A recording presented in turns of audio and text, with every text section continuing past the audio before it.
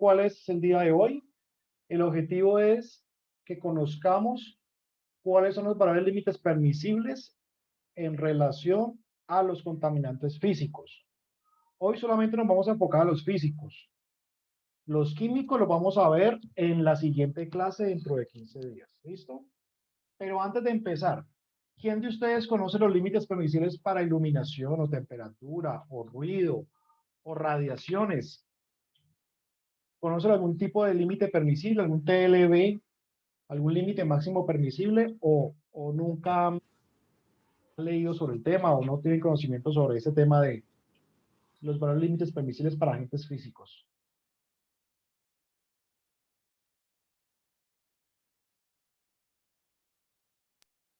Profe, pues no, como que no tenemos mucho conocimiento sobre el tema. Ok. Alguien, por ejemplo, si les dijeran a ustedes cuál será el límite de ruido para una empresa, ¿ustedes qué se imaginan? ¿Cuántos serán los decibeles para una empresa? Lo permisible por por normativa. Son de 85, profe, Sí, decibeles. son 85 decibeles. Para ruido en Colombia son 85 decibeles. Para un periodo de tiempo de cuánto. Recordemos que hay gente que trabaja 8 horas, otros trabajan 9, otras personas 10 horas, otras personas 12 horas. Entonces, esos 85 solamente aplican para aquellas personas que trabajen 8 horas. Ya si trabajan más horas con ruido, el límite cambia. Pero con que se acuerden que son 85 decibeles, ya es mucho. Ahora bien, ¿por qué será que ponen normas y límites para la parte ambiental en agentes físicos? Cuando hablo de peligros físicos, hablo de mala iluminación, temperaturas, frío, radiaciones, todo lo que sean agentes físicos. Por ejemplo, las máquinas generan mucho ruido, mucha vibración. Todos esos son agentes o peligros físicos. Ahora, ¿por qué existen límites para estos agentes? La razón es muy sencilla, porque casi todos, excepto la mala iluminación, casi todos generan o pueden desencadenar daños a la salud, patologías, enfermedades laborales. Esa es la razón por la cual existen límites máximos permisibles para agentes físicos y químicos. Hoy no vamos a ver los químicos, vamos a ver la próxima semana. Entonces, empecemos con el primero, que es el más importante de todos. ¿Y por qué es el más importante? Porque en casi todas las empresas hay ruido, incluso hasta en las casas de uno a veces hay ruido. Cuando pasa muy cerca a su casa una moto, el ruido es muy molesto. Si en la casa de uno a veces hay ruido, imagínense en una empresa 8 horas al día con un motor o una máquina generando altos decibeles. La resolución 8321 establece que ninguna persona en ningún momento puede estar expuesto a más de 115 decibeles, ni en 5 minutos, ni en 10 minutos, ni en 15 minutos. Pero en 8 horas de trabajo son 85 decibeles en 8 horas de trabajo. Eso si la persona trabaja en áreas de producción, operando máquinas, operando un taladro, fabricación, envasadero, etcétera, etcétera. ¿Listo? En oficinas, el límite no son 85. Para una oficina de cualquier tipo de empresa, en oficina sí son 70 decibeles. Ahora, ¿por qué se imaginan ustedes que son límites diferentes para una planta de producción que para una oficina? ¿Por qué será que son diferentes los valores permisibles? Porque son ruidos diferentes. ¿En qué sentido? Porque, profe, pueden ser, por ejemplo, en donde es de 85, puede ser más constante el ruido que va a recibir el trabajador, mientras que en la oficina puede ser más intermitente. Ya, más o menos, más o menos. ¿Quién? Le pregunto a Juan David. ¿Qué opina usted, Juan David? ¿Por qué será que para producción son 85 y oficina son 70? Profe, buenas tardes. Pues yo pienso que es por el área, ¿no? ¿Y qué O tiene que sea, ver?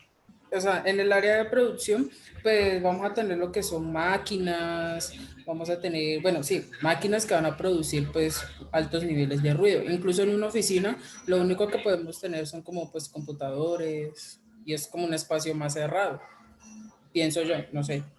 Sí, en una oficina el ruido es de los teléfonos, la gente, sus compañeros, sus compañeras, el aire acondicionado, la impresora y ya, y la puerta y ya.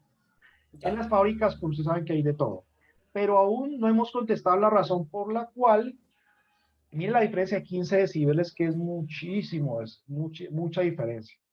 La diferencia no está en que sea intermitente o variable, sino que la diferencia está en la actividad que uno realiza. Me explico. Una persona en producción no hace un trabajo normalmente intelectual de una concentración en un cálculo matemático o concentrarse en una tarea puntual. Claro, se concentra en su producción, ¿cierto? Que si tiene que llenar sacos de 25 kilos, todos tienen que ser de 25 kilos. Eso es una concentración. Pero puede hacer esa labor con ruido y no pasa nada, ¿cierto? Obviamente con su protección. Pero resulta que en oficinas uno no está llenando sacos con cemento o con bultos de maíz. Uno, ¿qué labor hace en una oficina? Lo que están haciendo ustedes ahorita tratando de concentrarse, los que se pueden concentrar ahorita en esta clase, y es una labor intelectual, una labor de concentración. Por eso es que es diferente, porque con 70 decibeles, más o menos uno logra concentrarse en una labor intelectual. Una secretaria, pues haciendo cálculos de su trabajo. Entonces, la razón por la cual es diferente es porque con 70 decibeles estamos procurando garantizar que la gente se concentre en las oficinas, en sus labores que le correspondan. En Colombia hay dos grandes normativas. La resolución 8321 del año 83, o sea que esta norma tiene 39 años, y la 1792. ¿Listo? Esas son las dos normas más importantes en cuanto al ruido en Colombia y ambas establecen estos límites máximos permisibles. Para 8 horas de trabajo con exposición no puede haber más de 85 decibeles. Esto es independiente de si es una empresa metalmecánica o una panadería o una cerrajería. No importa. Y eso es independiente al uso o no de elementos de protección personal. ¿Listo? Ustedes se pueden dar cuenta que a medida que baja el tiempo de exposición, aumentan los decibeles.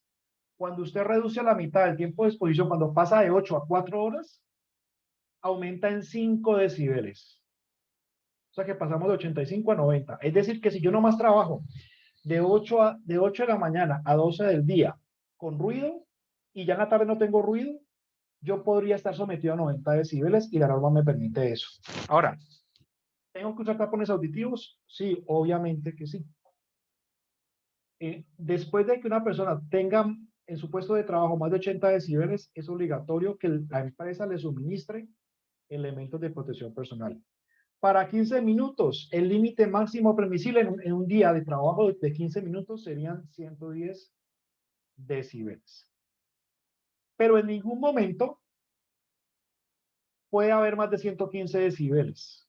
O sea que ni en 5 minutos, ni en 7 minutos, ni en 4 minutos pueden haber más de 115 decibeles. Ya es demasiado ruido. Demasiado. ¿Listo? O sea que esos son los límites máximos permisibles para el tema de ruido. Vamos con temperaturas. Hay dos términos muy importantes. Uno se llama estrés térmico y otro se llama el disconfort térmico. El estrés térmico es un calor exageradamente alto, un calor por encima de 30 grados. Es un calor que se da en los hornos, en las hornillas, en las panaderías, en las cocinas, en las parrillas, en hornos de fundición, en los ingenios, en la parte de los cultivos o en la zona de construcción cuando uno trabaja a cielo abierto.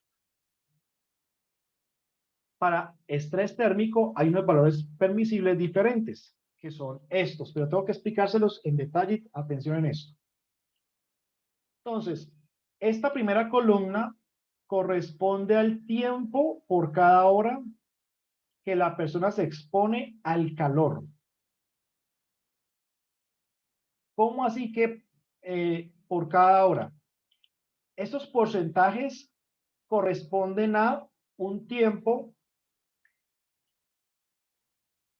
100% aquí es como una hora. ¿Listo? Entonces, esos porcentajes de trabajo es con relación a 60 minutos, donde 60 minutos equivale a 100% de trabajo. Por lo tanto, 50% equivale a 30 minutos. ¿Este porcentaje a qué se refiere? Se refiere al trabajo o al tiempo directamente expuesto a ese horno, a esa parrilla, a ese horno de calentamiento. ¿Listo? Entonces, para yo poder elegir un valor límite permisible, que son estos que están acá adentro, que puede ser uno de estos en grados centígrados, cualquiera de estos, yo tengo que tener dos variables. Primero, el porcentaje de trabajo. Por cada hora de trabajo, ¿cuál es el tiempo real de exposición a ese horno, a esa mufla? Si por cada hora de trabajo es una hora, pues tiene que seleccionar la del 100% de trabajo. Y viene otro parámetro que son esos parámetros de acá que se llama el metabolismo. Ese es el metabolismo. Metabolismo liviano es una persona que casi no hace esfuerzo en su actividad física, en su trabajo. Moderado es que levanta objetos medianamente pesados de 5 o 10 kilos no más. Pesados cuando una persona carga objetos de 20 kilos. Y ya muy pesados cuando una persona carga objetos de 25 kilos o más. Entonces, para poder yo elegir un valor límite permisible, yo tengo que saber por cada hora de trabajo cuál es el porcentaje de exposición y por otro lado el consumo metabólico. Si en este momento usted está sentado escuchándome, su metabolismo es liviano, usted no está haciendo esfuerzo. Pero si en este momento usted estuviera escuchándome y cargando un bulto muy pesado, su metabolismo sería muy pesado. Vamos a suponer que una persona se expone toda la jornada, las 8 horas a mucho calor, ¿cierto? Toda la jornada. Entonces, y el metabolismo es ligero o liviano. Por lo tanto, el valor límite máximo permisible para estrés térmico sería 31. Porque 31 aplica para metabolismo liviano y para 60 minutos de exposición por cada hora. Como sé que esto no es como tan sencillo de entender, les pregunto, ¿quedó claro esto? No, profe, ¿lo podría volver a explicar, por favor? Entonces, usted mira primero la columna a la izquierda y selecciona el porcentaje de trabajo. El porcentaje equivale a el porcentaje de tiempo por cada hora de trabajo expuesto al calor. Luego mira el consumo metabólico, o sea, el esfuerzo que hace. Si es mucho esfuerzo, sería muy pesado o pesado. Y si es muy ligero, pues escoge liviano o moderado. El hecho es que tiene que escoger un solo valor de temperatura para ese trabajador o trabajadora. Les pongo un ejemplo. Supongamos una persona que se expone todas las 8 horas a un horno, pero porque no puede alejarse de ese horno. Entonces sería 100% de trabajo. Pero la persona no hace ningún esfuerzo. El consumo metabólico es liviano. Entonces el límite para esa persona, el límite máximo permisible, sería de 31 grados centígrados para estrés térmico. ¿Listo? Entonces, de esa manera uno selecciona el valor límite permisible. Por eso no hay un límite de temperatura único. Miren, ¿cuántos hay? Hay 4, 8, 8, 2, 10, 12, 13. 13 valores posibles para una persona, pero debo escoger uno solo en función de su metabolismo y en función del tiempo real que se exponga a una fuente generadora de calor. Vamos al otro extremo. El otro extremo es personas que trabajan con frío extremo, en cuartos fríos, que trabajan en el polo, que trabajan en cuartos de refrigeración, etc. Entonces, ¿qué pasa con el frío? El frío tiene una problemática y es que puede coger congelamiento de los dedos, de las manos, de las orejas, etcétera. Entonces, hay que proteger a la gente del frío extremo. Entonces, también hay unos límites permisibles que son estos. Entonces, esto es muy sencillo. Simplemente, yo mido la temperatura en el cuarto frío, por ejemplo. Supongamos, y esta, digamos, esta columna de acá es la temperatura del cuarto frío. Y esto de acá arriba es la velocidad del viento dentro de ese cuarto frío. Entonces, vamos a suponer que el cuarto frío me marcó entre menos 29 y menos 30 grados centígrados. Listo, me dio este valor. Y vamos a suponer que la velocidad del viento fue de 8 kilómetros por hora, el viento. O sea que el límite para trabajar, ¿cuál va a ser? Va a ser este de acá. Entonces, esa persona tendrá que hacer trabajos máximos de 75 minutos.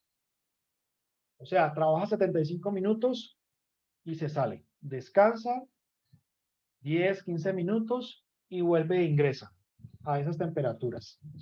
Máximo puede trabajar toda la jornada, es lo que quiero decir, pero tiene que hacer solamente periodos dentro del cuarto de 75 minutos.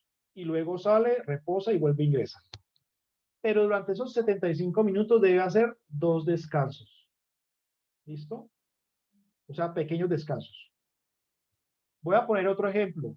No, resulta que me marcó fue menos 35 grados centígrados el cuarto frío. En otro cuarto frío me marcó menos 35 y me marcó la velocidad del viento 16 kilómetros por hora. O sea que el límite máximo permisible va a ser de 30 minutos. ¿Listo? Y esos 30 minutos debe hacer 5 descansos. Es decir, salirse de ese cuarto frío durante ese tiempo. Mire que a medida que va bajando la temperatura, o sea, si yo me voy hacia abajo, la temperatura va bajando. O sea que ya es mucho, digamos, es mucho más peligroso estar más tiempo dentro de ese cuarto frío. Por eso mire que a medida que vamos bajando, el tiempo es menor y tiene que hacerse más pausas. De esta manera, yo controlo el tiempo de exposición en cuartos fríos o en cualquier sitio que ustedes vean que son sitios con extremado frío, que es muy importante tenerlo en cuenta. Muy importante. La iluminación. La iluminación también tiene sus valores límites permisibles. ¿Listo? En Colombia hay unos reglamentos que se llaman el reglamento RETILAB. Aquí lo voy a anotar. RETILAB. El RETILAB es un reglamento colombiano que establece cómo debe ser la iluminación en oficinas, hospitales, la industria, etcétera, etcétera, etcétera. Así que este reglamento hay que tenerlo en cuenta. Y hay que tener en cuenta algo muy importante, la iluminación de día y la iluminación de noche. Así que cuando ustedes trabajen en una empresa que haga turnos las 24 horas, deben garantizar ustedes y la empresa que la iluminación en las instalaciones sea buena, tanto de día como de noche.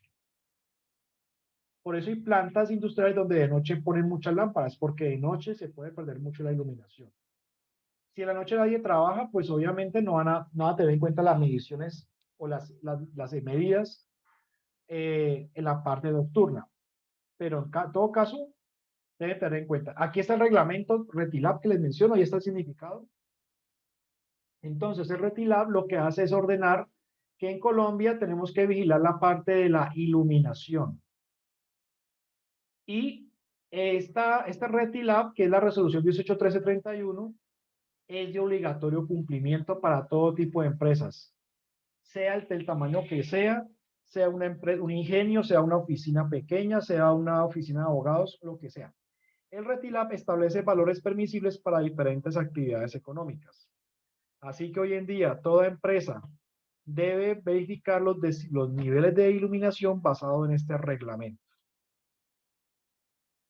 El reglamento, por ejemplo, dice que para toda oficina el nivel de iluminación mínimo son 300 luxes.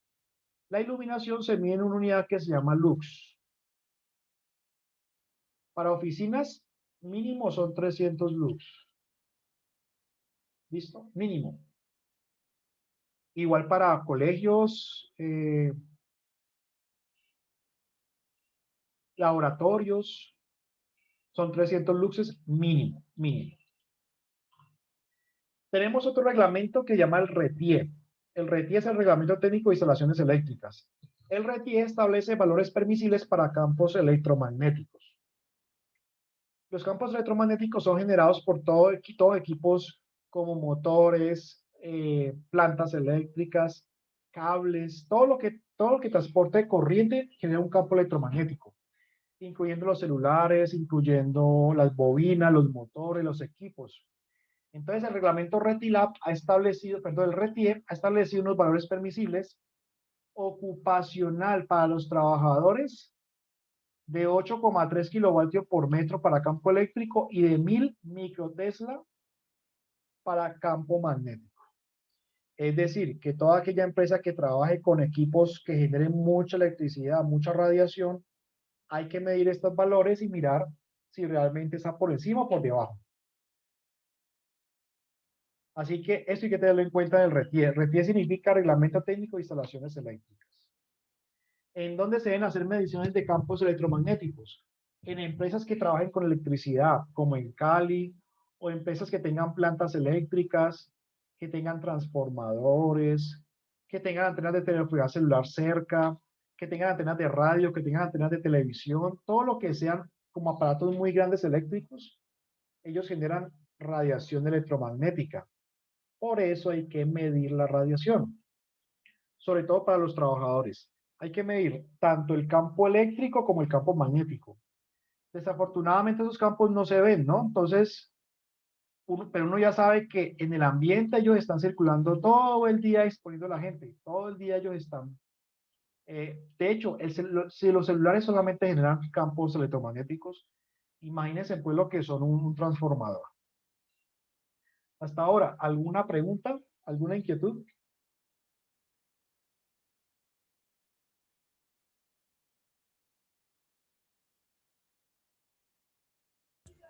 No, profe, bien. Listo. Señor. Pues sigamos. Siguiente riesgo, vibraciones. Las vibraciones son muy nocivas porque pueden causar túnel carpiano, pueden dañar las articulaciones, pueden dañar la columna, pueden dañar el cuello. Hay un tipo de vibraciones que es la vibración en las manos, que es generado por uso de herramientas como los martillos neumáticos, los taladros, las sierras.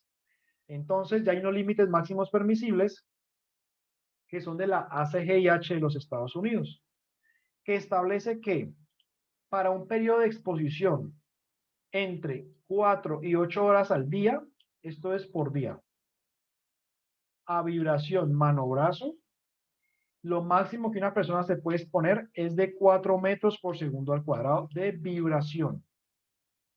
¿Listo? Pero si la persona trabaja entre 2 y 4 horas, el nivel máximo permisible es de 6 metros por segundo al cuadrado. Y así sucesivamente. Fíjense que a medida que va disminuyendo el tiempo, aumenta la exposición permisible. Recordemos que las vibraciones pueden causar graves trastornos de articulaciones. Por eso es que cuando alguien maneja un taladro muy pesado, pues hay que medir la vibración a ver si está muy alta o está, digamos, bajita.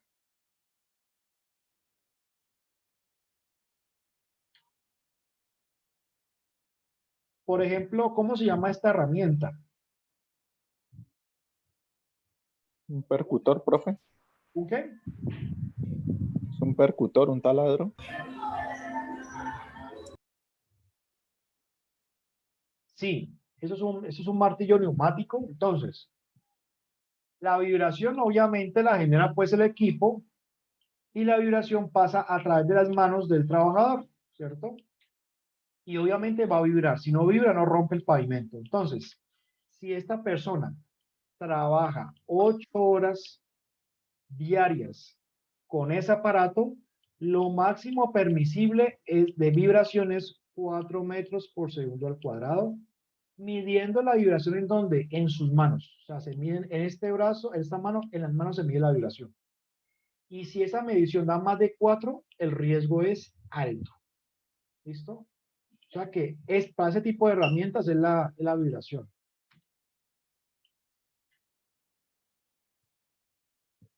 Este otro tipo, gracias. Este otro tipo de vibración es diferente. ¿En qué se diferencia la vibración generada entre un martillo neumático y un tractor? ¿Cuál sea la diferencia que ustedes pueden observar?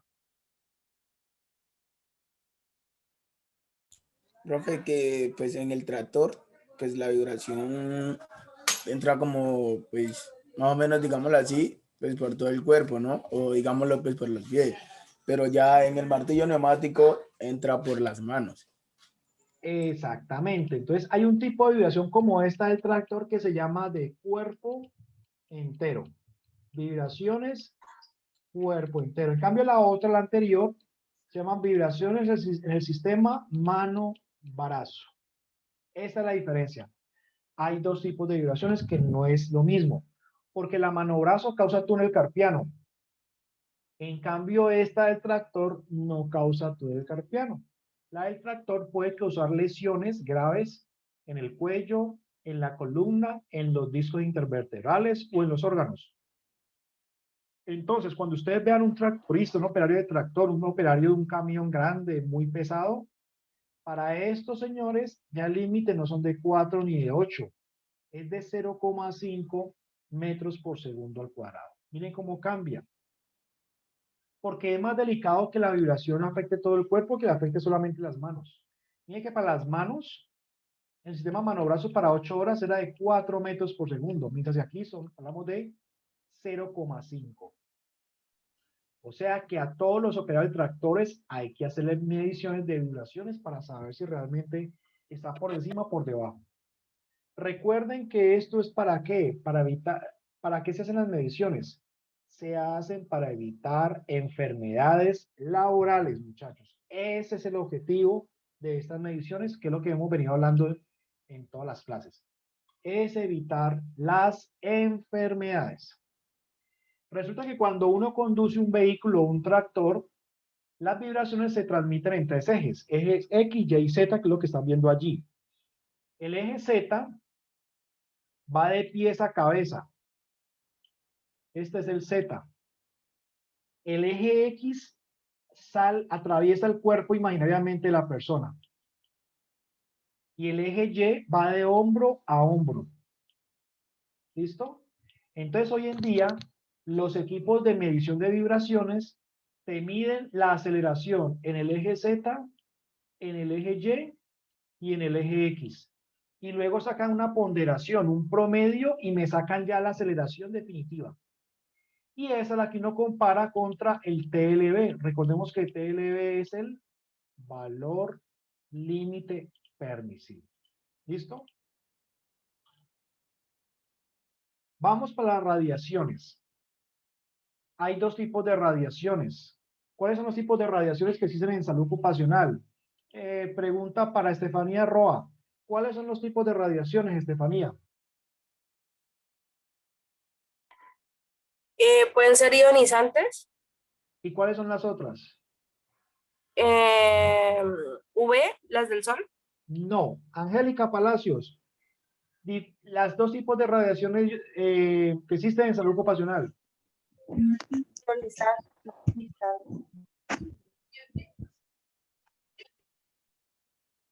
Angélica. ¿No me escuchó? Radiación No, ahora sí. ionizante. Ahora sí le escuché. ¿Qué dijo? Radiaciones ionizantes y no ionizantes. Eso. Esos son los dos tipos de radiaciones. Yo les mostré ahorita Compañera, ¿puede repetir? Es que no escuchamos. ionizantes y no ionizantes. Esos son los dos tipos de radiaciones. ¿Listo? Me voy a volver un momentico. Me voy a volver por acá. Cuando yo les mostré esto, campos electromagnéticos, los campos electromagnéticos son tipos de radiaciones no ionizantes. No ionizantes. ¿Y por qué se llaman así? Porque no tienen la capacidad de arrancar electrones a los átomos, no los ionizan. Ionizar es arrancar electrones de la materia. En cambio, estas radiaciones ionizantes, si son más bravas, ¿por qué se llaman así? Muy sencillo. La materia está conformada por átomos, ¿cierto? Los átomos tienen un núcleo. Y por fuera del núcleo van circulando los electrones con carga negativa. El núcleo es positivo. Alrededor van circulando los electrones a altísimas velocidades. Los electrones son cargados eléctricamente negativo. Cuando yo incido una radiación, una energía, y arranco un electrón de un átomo, se dice que ese átomo se ionizó, que perdió un electrón. ¿Quiénes pueden hacer esto? Los rayos X, los rayos gamma, los rayos alfa. Por eso se llaman radiaciones ionizantes. Los campos electromagnéticos no son capaces de arrancar electrones a los átomos. Bien, hay una resolución que es la 181434, que aplica para Colombia, la cual obliga a que toda empresa que tenga fuentes de radiación, como equipos de rayos X y similares, tenga implementado un protocolo de protección y seguridad radiológica, que lo va a liderar una persona que sea de radiología. ¿Listo? Y también la aplica para empresas que tengan fuentes de radiación. En Colombia realmente no existen plantas nucleares, pero sí hay mucha clínica con equipos de rayos X. O sea que toda clínica con rayos X debe cumplir la resolución 181434, que entre otras cosas exige que se hagan mediciones de radiaciones en la población trabajadora. Y se debe hacer con un equipo que se llama un dosímetro. Un dosímetro es un aparato que mide la radiación que han recibido los trabajadores mediante su dosis mensual de exposición. Por lo tanto, esa resolución 181434 exige que toda empresa que tenga equipos de rayos X mida la dosis recibida de radiación por parte de sus trabajadores a través de dosímetros. ¿Qué son los dosímetros? Los dosímetros son unos aparaticos que permiten conocer cuánta radiación recibe el trabajador, no el paciente, porque el paciente pues debe recibir radiación, ¿cierto? El que no debe recibir mucha radiación es el trabajador o trabajadora que labora con rayos X, porque esos rayos X son dañinos a la salud. Entonces, normalmente en las clínicas tenemos al paciente que va a recibir los rayos X, tenemos el equipo de rayos X, que es este, y tenemos al colaborador. Este es el que necesitamos vigilar. Es el que necesitamos cuidar para que no se me vaya a enfermar, porque el paciente nomás le da unos rayos X y ya. Entonces, cuando se prende el equipo incide radiación sobre el paciente, de hecho atraviesa su cuerpo, pero con eso se puede sacar una radiografía. Pero ¿qué pasa? Esa radiación también se emite a lo largo pues, de todo el cuarto. Y si cerca hay trabajadores, pues básicamente se van a exponer a esa radiación. Entonces, esa resolución exige muchas cosas. Una de ellas es tener un historial de exposición. ¿Qué es un historial de exposición? Es yo conocer toda la historia de las dosis que ha recibido un trabajador o trabajadora mientras laboró en la empresa. Si la señora de la fotografía lleva 5 años trabajando en la clínica haciendo rayos X y estamos a 2021, pues desde que ingresó en 2016 o 2015, yo debo tener un historial de todas las evaluaciones que le he hecho a ella para saber cuánto ha recibido ella de radiación, porque hay unos controles, hay unos límites para eso también. También la resolución exige que haya unos registros de exposición. ¿Qué es eso de registros de exposición? Lo mismo, que yo tenga en alguna parte de la clínica o la empresa unos formatos donde me indique la persona cuánta radiación ha recibido durante su vida laboral en la empresa. Y esos son los valores máximos permisibles para radiaciones ionizantes. En un año, yo no puedo recibir más de 50 milisievert en un año. Pero cuando yo cumpla los 5 años, se tienen que promediar los 5 años y no pueden haber dado en promedio en los 5 años, en los primeros 5 años, más de 20 milisievert. Digamos, radiación recibida en todo el cuerpo. En los ojos no se puede recibir más de 150 milisievert. En la piel no se puede recibir más de 500 milisievert. Y En manos y pies no se puede recibir más de 500 milisieverts. Por eso hay unas formas de protegerlos a ellos para que no reciban tanta radiación. Pregunta, ¿cómo los protejo a ellos? Me refiero a los trabajadores de la clínica. ¿Cómo los puedo proteger para que no se me irradien tanto? He visto que ellos tienen unos chalecos, ¿no, profe? Exactamente. Entonces, ellos se tienen que poner un chaleco plomado. A veces se ponen el chaleco plomado, otras veces, ¿qué hacen? Hacen lo siguiente. Supongamos que ese es el cuarto de rayos X, ¿cierto? Y de retiran, ¿no? Sí. Supongamos que aquí está la máquina de rayos X, aquí se acostó la paciente, aquí está acostadita. Entonces, y aquí está pues el equipo que la va a irradiar. Y normalmente ponen aquí un cuarto. Entonces, la funcionaria se encierra en su cuarto, acá hay un vidrio plomado que no permite que la radiación salga, y ella se hace acá dentro del cuarto y hace el disparo de las rayos X dentro de un cuarto. De modo tal que cuando sale la radiación, pues ella está encerrada entre 4 paredes de plomo, que evitan que ella se irradie, porque la radiación que de pronto incida hacia ella queda atrapada o queda repelida. ¿Por quién? Por paredes de plomo. Cuando hace el disparo, esa radiación ya se pierde y ella vuelve y sale y saca la radiografía. Si quedó mal hecha, pues hay que volver a irradiar al paciente hasta que quede bien hecha. Pero lo ideal es que sea un solo disparo, ¿no? También por salud del paciente, porque las radiaciones son muy bravas. Este es el dosímetro que las trabajadoras deben utilizar todo el día, todos los días durante 30 días, perdón. Así se esconda en el cuarto, tenga cuarto, no tenga cuarto, tiene que usarlo todos los días, porque a los 30 días el trabajador debe entregárselo a salud ocupacional, y salud ocupacional, ¿qué hace con eso? Lo envía a un laboratorio y el laboratorio lee cuánta radiación recibió la persona. Ese dosímetro debe ser usado durante todo el mes y se debe instalar en el bolsillo de la camisa, por fuera del bolsillo, desde que llegó. Si el turno es de 6 a 2, a las 6 de la mañana se pone su dosímetro y a las 2 lo guarda en un casillero que no reciba más radiación. En esta fotografía, por ejemplo, les muestro un cuarto de cirugía, ¿no?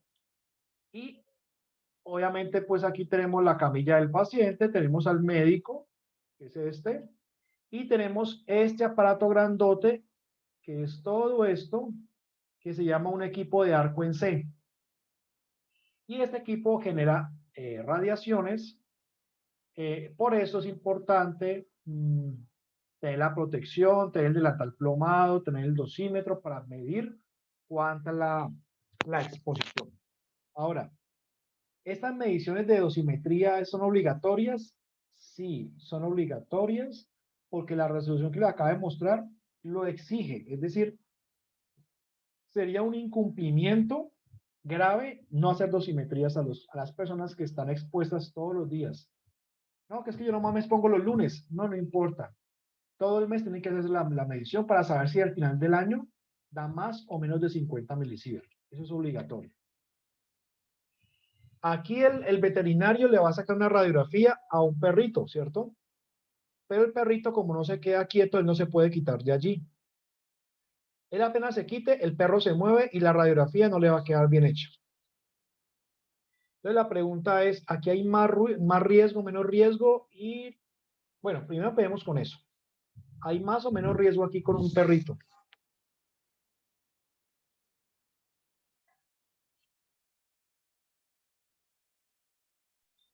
Profe, pues yo creería que es igual, ¿no?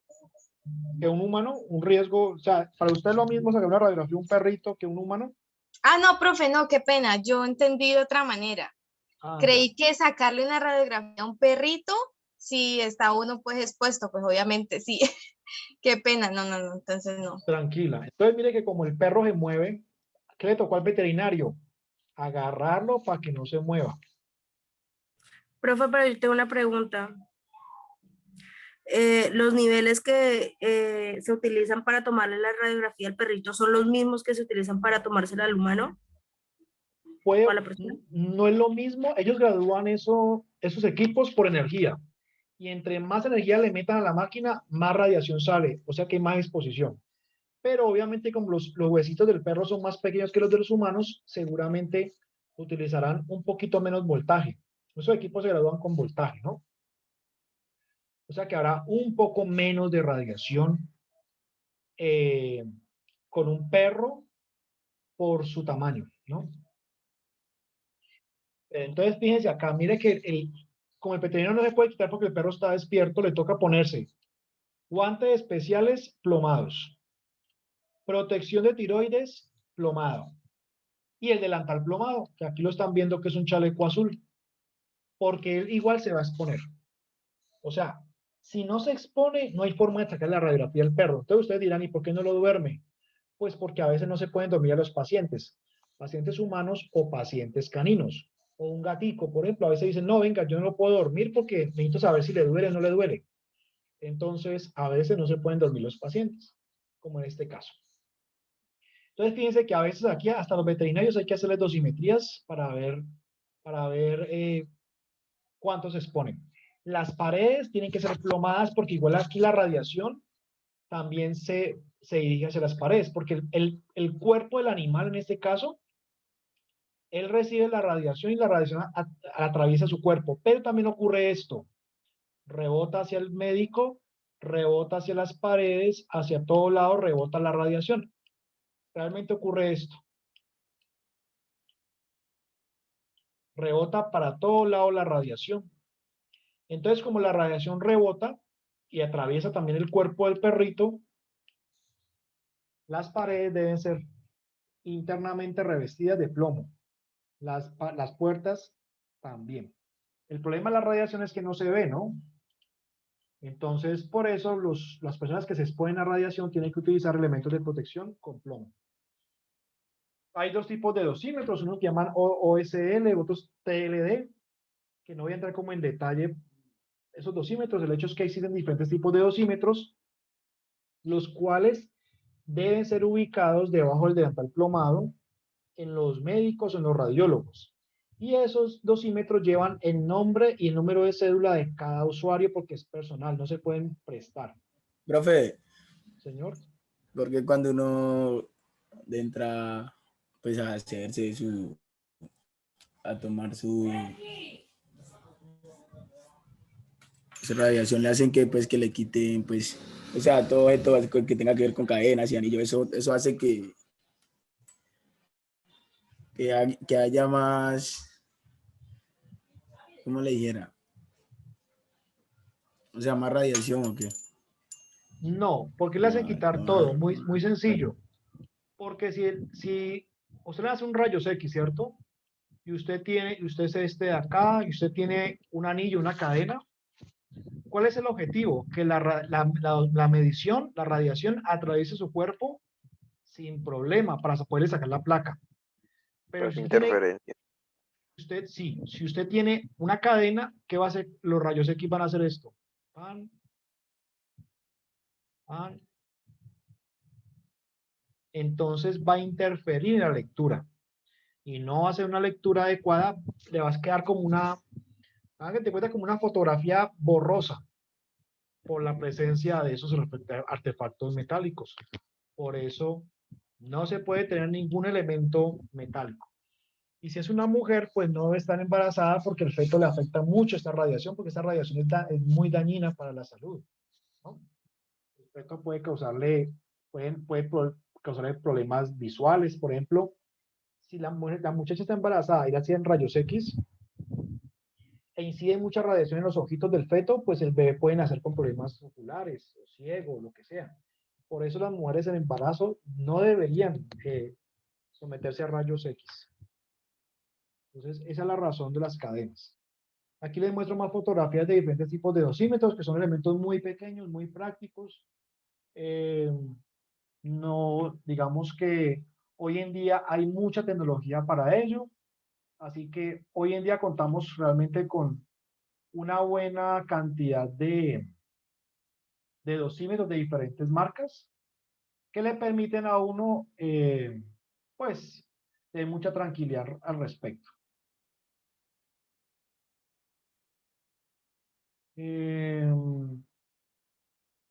Aquí les voy a mostrar los diferentes tipos de dosímetros, ¿no? Dosímetros para el más convencional es el dosímetro de solapa, que es el que están viendo abajo. ¿Listo? Pero también existen dosímetros para las muñecas de las manos o abdominal para las mujeres en estado de embarazo, las trabajadoras en estado de embarazo, o dosímetros de anillo para medir medir la intensidad que recibe la persona en las manos. Obviamente, si el médico va a utilizar sus manos y va a incidir sus manos, por ejemplo, el caso del veterinario que vimos sosteniendo el perrito, allá a él hay que medirle en el cuerpo entero, pero también en sus manos, ¿sí? Entonces, dependiendo del tipo de radiación que vaya a recibir, yo tengo que suministrarle el dosímetro abdominal o de anillo o de muñeca o de solapa, es decir, de cuerpo entero. Bien, continuemos por acá.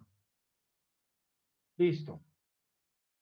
Entonces, ya hay una serie de parámetros para esos resultados de las dosimetrías donde, ojo, ustedes tienen que estar pendientes de las dosimetrías, a ver mensualmente cuánto llegó, porque hay unas alertas. Por ejemplo, la alerta es de 20 milisievert. Alguien que ya lleve todo el año 20 milisievert ya es una alarma, es una situación muy rara y hay que investigarla. ¿Listo? A los trabajadores hay que reportarles cuando llegue el reporte cada mes. El resultado llega cada mes. Hay que reportarles cada mes y explicarles a ellos cuál fue su resultado de las mediciones. Además, por ley, por normativa colombiana, todas las empresas que tengan equipos que generen rayos X o radiaciones tienen que reportar eso a la autoridad. Y en Colombia, ¿cuál es la autoridad? El Ministerio de Minas y Energías. Las clínicas tienen que mandar unos papeles de esos equipos indicando el uso, el mantenimiento, quién opera, etcétera, etcétera, etcétera. Eso es muy delicado y eso lo vigila mucho el gobierno. Y si una clínica no reporta los equipos que tiene y los usa, le pueden meter una multa bastante alta. ¿Listo?